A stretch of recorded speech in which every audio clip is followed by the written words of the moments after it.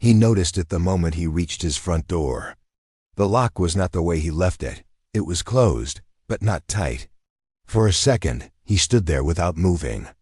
The street behind him was quiet. No cars, no voices. Just the soft buzz of a streetlight. He checked his phone. No missed calls, no alerts.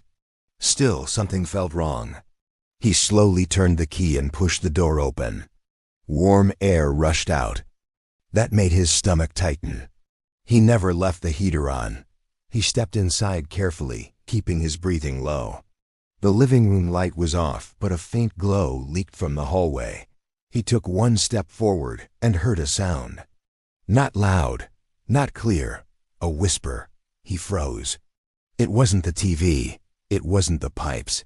It was a human sound. Another step. A soft cough followed, small and dry, like a child trying not to be heard. His heart began to pound hard in his chest. Someone was inside his house. He thought about backing out, calling for help, but his feet moved before his mind could stop them. He walked toward the hallway, every step slow, controlled. Then he saw movement. A shadow crossed the wall. His hand clenched into a fist. "Hello?" he said, his voice steady, even though his pulse was not. Silence. Then the light flicked on. A woman stood in his living room. She looked as shocked as he was. Her eyes were wide, her body tense like she was ready to run. Behind her, two small shapes shifted on the floor. Children. One of them pulled a thin blanket up to their chin. No one spoke. The woman finally broke the silence. "Please don't shout." That sentence hit him harder than any threat could have. "Who are you?" he asked. His voice echoed in the room. She swallowed. "I didn't mean to scare you. That's my house," he said. "I know," she replied quickly. "I know it is." The children stared at him. One looked terrified. The other looked tired. Too tired for someone so young. "How did you get in?" he asked. She glanced toward the side window. He followed her eyes. The window he kept meaning to fix. Cold anger flickered inside him, but it did not last. Not when he saw her hands shaking. Not when the smaller child began coughing again, harder this time. "I'm not here to steal," she said quickly. "I swear, we were just—" She stopped herself. He waited. "We were just trying to survive the night," she finished quietly. The room felt smaller now. He looked around. His couch had been pushed back. Shoes were neatly placed near the wall. A bag sat in the corner, old and worn. Everything about them said careful, not careless.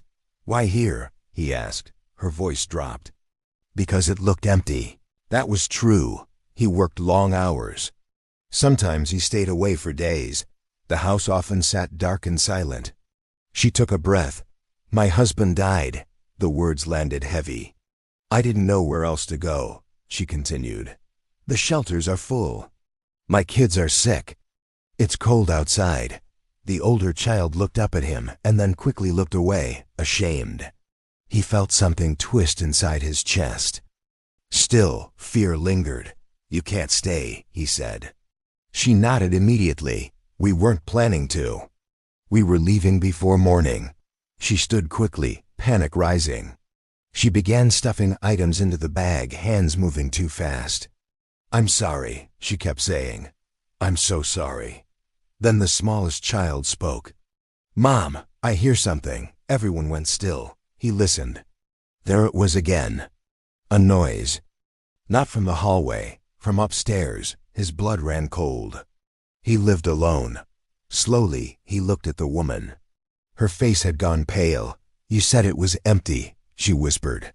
He did not answer. The sound came again, a creak, footsteps, from his bedroom. He took one slow step backward, positioning himself between the woman and the children. "Stay here," he said quietly. The woman shook her head. "We didn't go upstairs." "I swear." The footsteps stopped. Silence pressed down on the house. Then a door upstairs closed. His heart was racing now. This was no longer just about strangers in his home. There was someone else, someone who did not want to be seen. He realized in that moment that letting them leave now could be dangerous, for all of them. "Sit down," he said firmly. The woman stared at him. "What?" "Sit, and don't move." He reached for his phone, his eyes never leaving the staircase. Whatever was happening in his house that night, this was only the beginning. And by morning, nothing in his life would be the same. He did not move for several seconds. The staircase stood in front of him, dark and silent, like it was holding its breath. The woman sat frozen on the couch, one arm around each child. Their eyes were locked on the stairs.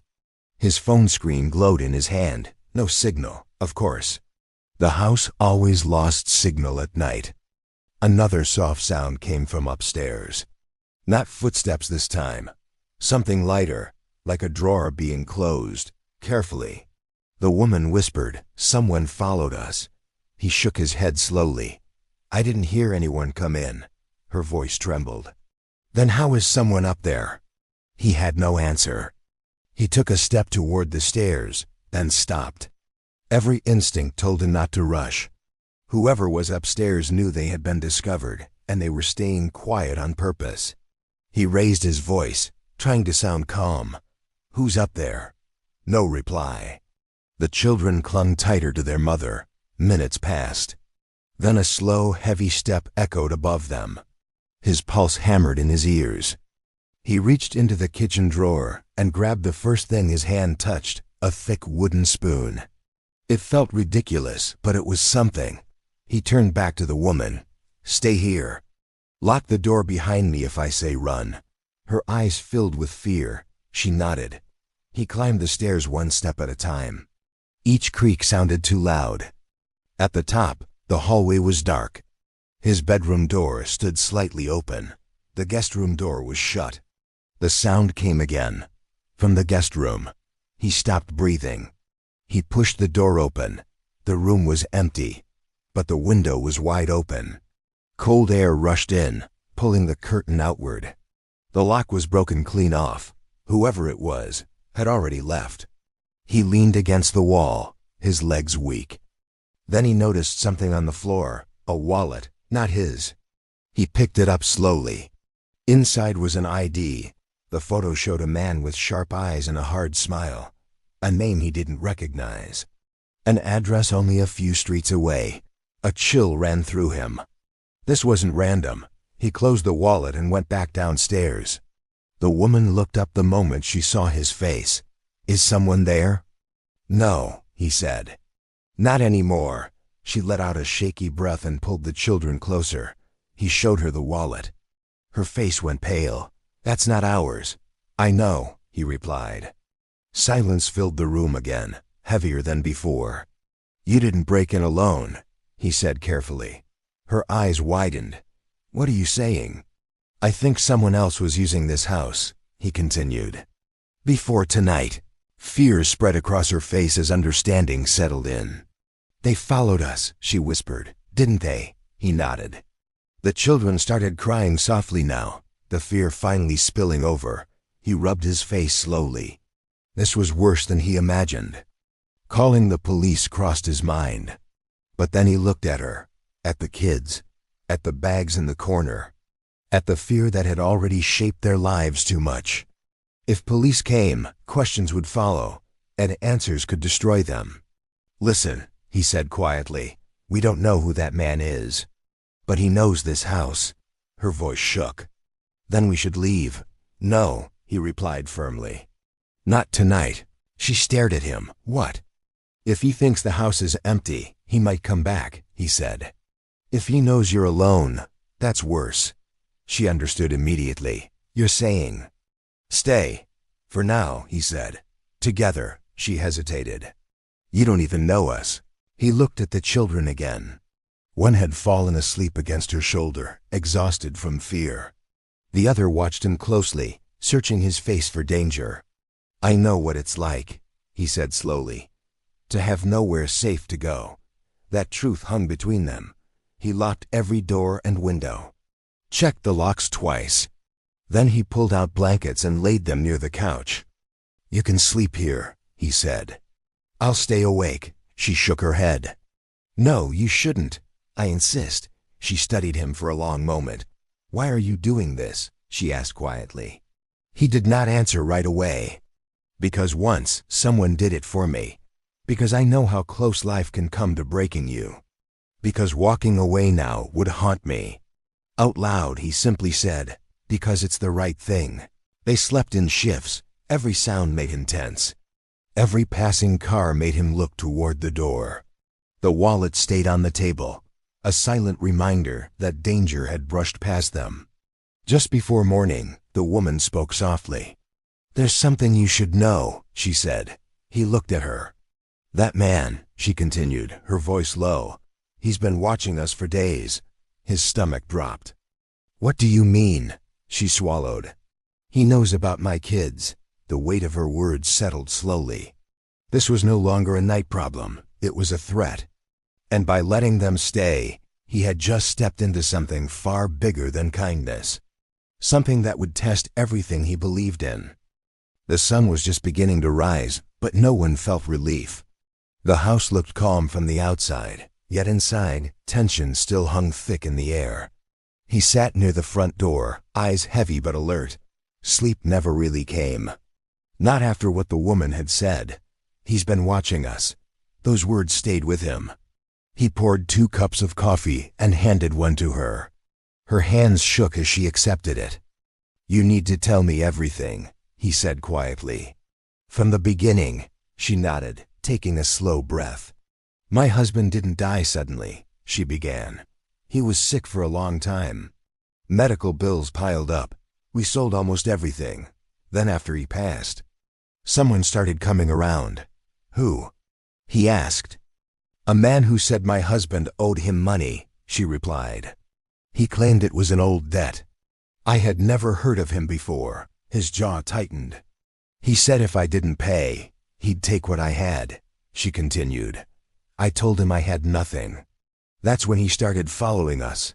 The children sat quietly listening. They had heard parts of this before, but never all of it. He knew where we stayed, she said. He knew my kids' school. He smiled like it was a joke. Anger flared inside him. That wallet, he said slowly. Was that his? She nodded. He broke into places we stayed, she added. Empty homes. Storage rooms. Anywhere he could watch us without being seen. A chill ran through him. That means he may come back, he said. Yes, she whispered. The older child suddenly spoke. He said he'd take me if Mom didn't listen. The room went silent. His chest tightened. That's why we kept moving, the woman said, tears forming. Why I didn't call the police. He always said they wouldn't believe me. He stood and paced the room slowly. Running wasn't an option anymore. This ends now, he said. She looked up, startled. What do you mean? I mean we stop hiding, he replied. And we stop letting fear decide everything. Fear crossed her face. He's dangerous. So is staying silent, he said calmly. Just then, a car slowed outside the house. They all froze. The sound of tires crunching gravel felt too loud. He stepped toward the window carefully and peeked through the curtain. A dark car sat across the street. Engine running. Heart pounding, he stepped back. That's him, the woman whispered. The children clung to her. The car stayed there for several seconds. Then the engine revved and drove away. No knocking, no shouting, just a message. He exhaled slowly. He wants us scared, he said. Yes, she replied. That's how he controls people. He grabbed his phone again. This time, 1 bar of signal appeared. Enough. I'm calling someone I trust, he said. Not the police. Not yet. She nodded, desperate. He stepped into the kitchen and made the call. His voice stayed calm, but firm. Short sentences, clear facts. When he returned, she looked at him anxiously. What now? She asked. Now we make sure you and the kids are safe, he said. And we document everything. She frowned. Document? Times, places. What he says, where he shows up, he explained. People like him rely on fear, not invisibility. The children watched him closely now, not scared, hopeful. Later that day they stayed inside. Curtains closed, doors locked. Every sound made them tense. Then in the afternoon, a knock came. 3 sharp taps. The woman's face drained of color. He held up a hand, signaling silence. The knock came again. Then a voice, calm, confident. "I know you're in there." His blood ran cold. "You can't hide forever," the voice continued. "We need to talk," the children whimpered. He stepped forward, standing tall. "There's nothing to talk about," he called back. A pause, then a soft laugh. "Not you," the man replied. "I'm talking to her." Rage burned through him. "You leave now," he said, "or the next call I make won't be friendly." Another pause. Then footsteps. The door handle rattled once. Locked. Silence followed. After several long seconds, footsteps moved away. A car door slammed. They did not breathe until the sound faded. The woman collapsed onto the couch, shaking. He knelt in front of her. "You're not alone anymore." She looked at him, tears spilling freely now. "Why are you helping us?" he answered honestly. "Because fear doesn't get to decide who we become." Outside, the sun dipped lower. The man would not stop, but neither would they. This was no longer about hiding. It was about standing up. And in the next few days, choices would be made that could either save them or put them all in real danger. The night felt heavier than the one before. No one slept much. Every small sound made them jump.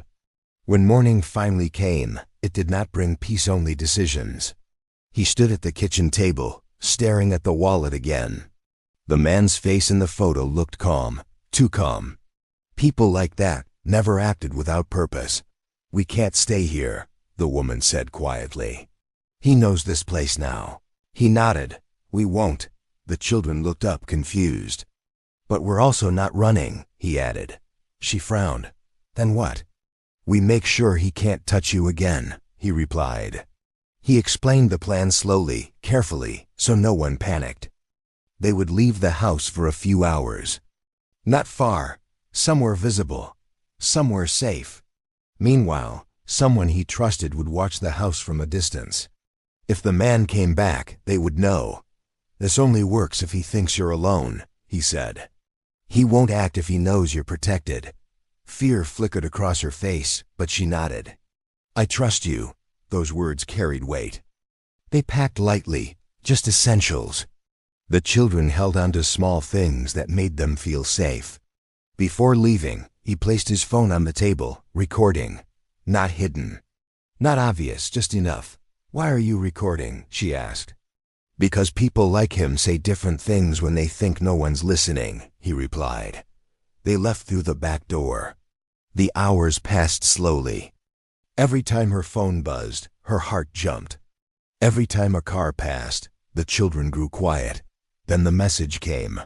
"He's back." They returned only after sunset. From across the street, the house looked untouched. Lights off. Silent. He parked a block away and walked the rest of the distance, scanning the area. Nothing. Inside, everything looked the same. Too normal. "That's worse," he said under his breath. They stayed near the door, bags still on their shoulders. Then the phone buzzed again. A notification. The recording had stopped. His stomach dropped. Someone had touched the phone. He rushed inside. The phone lay on the floor, face down. Screen cracked.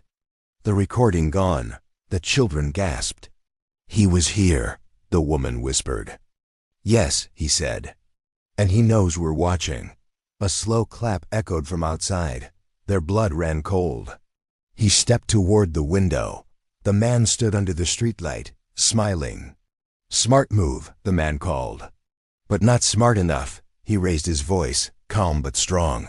"You're trespassing." The man laughed. "Funny thing to say." "I was here first." The woman pulled the children back. The man's eyes locked on the house. "I just want what I'm owed." "There's nothing you're owed," he replied. "Everyone owes something," the man said. "Some people pay in money. Others pay differently." The threat hung heavy in the air. "Leave," he said. "This ends now." The man tilted his head. You're protecting them like they're yours. Silence. Then, unexpectedly, the man's smile faded. You don't even know who she really is, he said. Or what her husband did. The woman stiffened. What is he talking about? He asked quietly. Her face drained of color. Before she could answer, the man continued. You should ask her why people were after him. Ask her why he disappeared for weeks at a time. Stop, she whispered. The children looked at her, confused. He turned to her slowly. Is there something I should know? She shook her head, tears streaming. It doesn't matter. He's lying, but the doubt had been planted. The man stepped closer to the door. You're standing on the wrong side of this. That was enough. He picked up his phone and raised it high. I've already shared your information, he said calmly. Every message. Every visit. Every threat. The man's eyes flickered. A mistake. You don't scare me, the man snapped. But his voice wasn't steady anymore. Sirens sounded faintly in the distance. Not close, but close enough. The man took a step back. This isn't over, he said. Then he turned and walked away, disappearing into the dark. The house stayed quiet for a long time. The woman sank onto the couch, shaking. I didn't tell you everything, she said finally. About my husband. He sat across from her. Then tell me now. She wiped her face. He was trying to escape something. Something dangerous. When he died, it didn't disappear. He leaned forward, serious now. And the man outside? He's part of it, she said. And if we don't finish this the right way, he'll come back.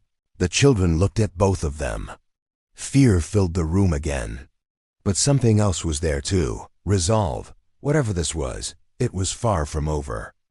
The truth came out slowly, not all at once, not easily.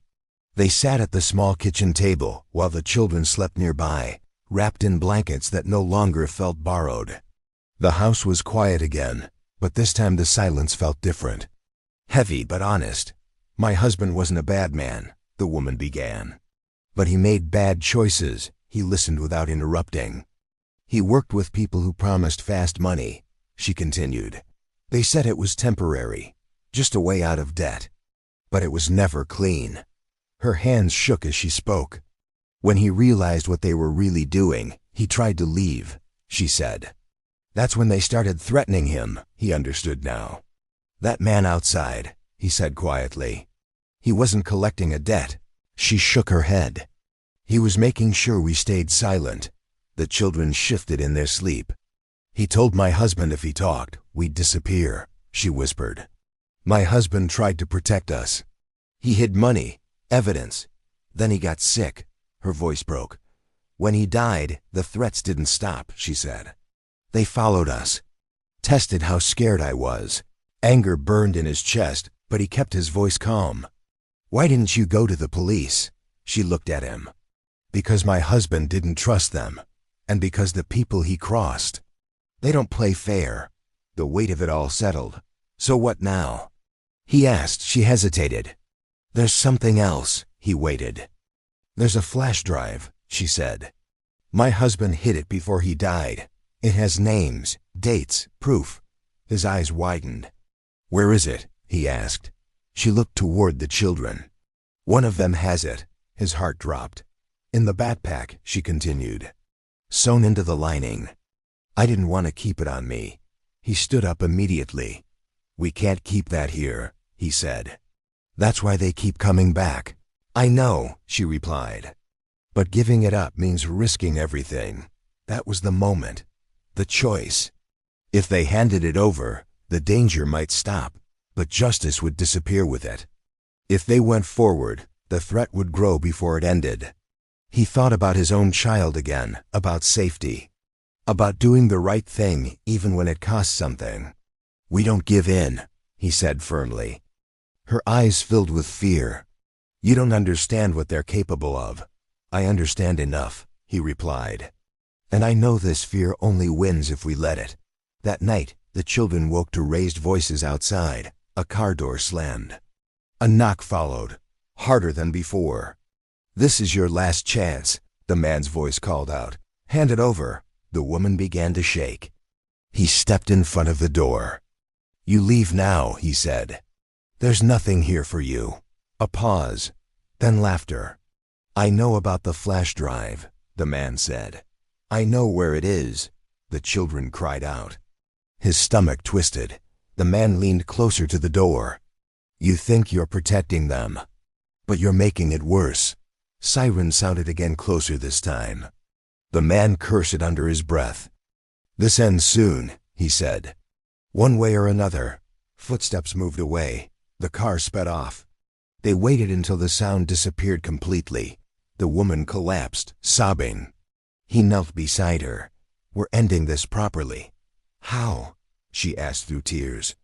"We take control," he said. The next day, he made another call.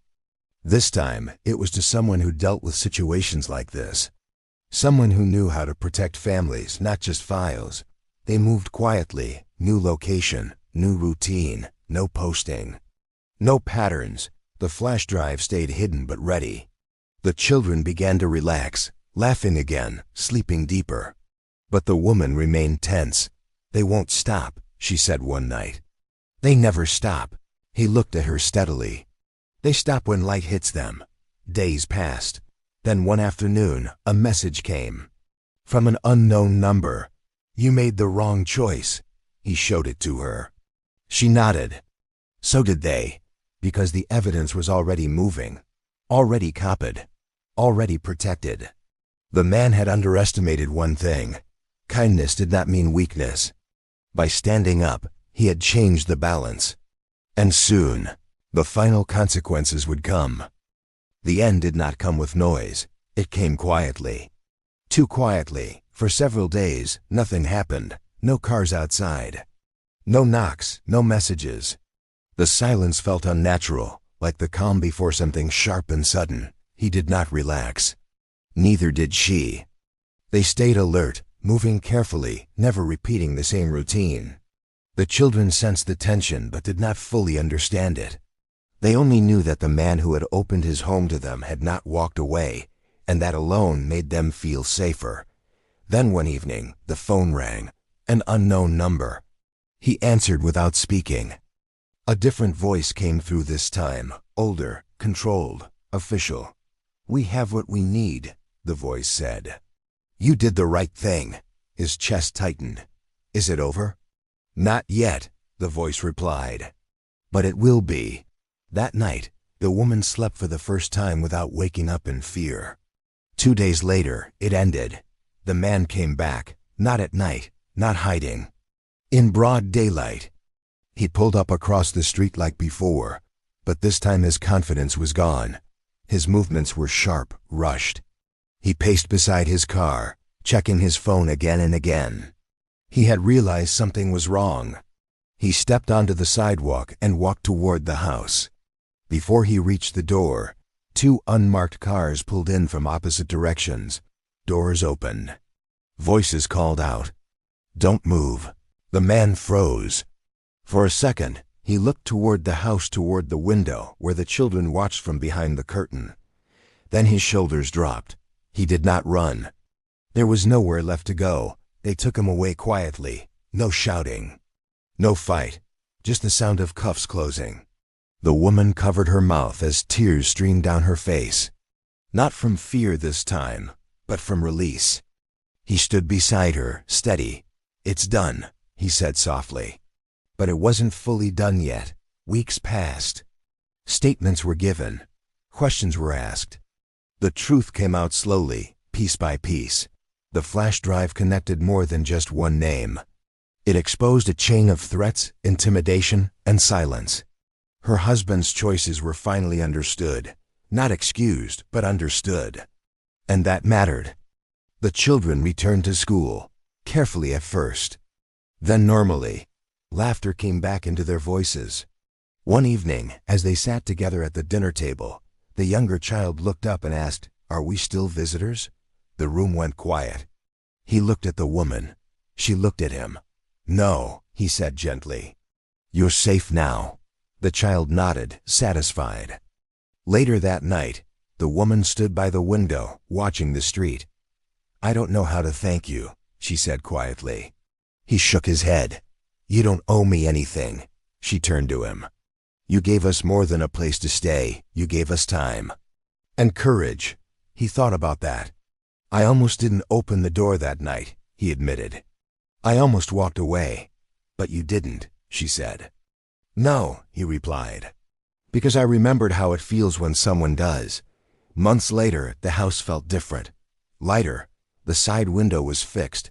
The locks were new. The fear was gone. The woman found work, slowly, honestly, the kind that let her sleep at night. The children grew stronger, louder, happier. And him? He learned something about himself. That strength does not always look like power. Sometimes it looks like standing still when running would be easier. Sometimes it looks like opening your door when fear tells you not to. One afternoon, as the kids played in the yard, the woman sat beside him on the porch. "We won't be here forever," she said. "I know," he replied. "But wherever we go," she added, "this place will always be part of our story." He smiled. "It's part of mine too." The house that once stood empty was no longer just walls and locks. It was proof. That one decision made in fear, guided by kindness, could change everything.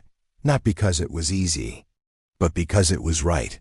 And sometimes that is enough.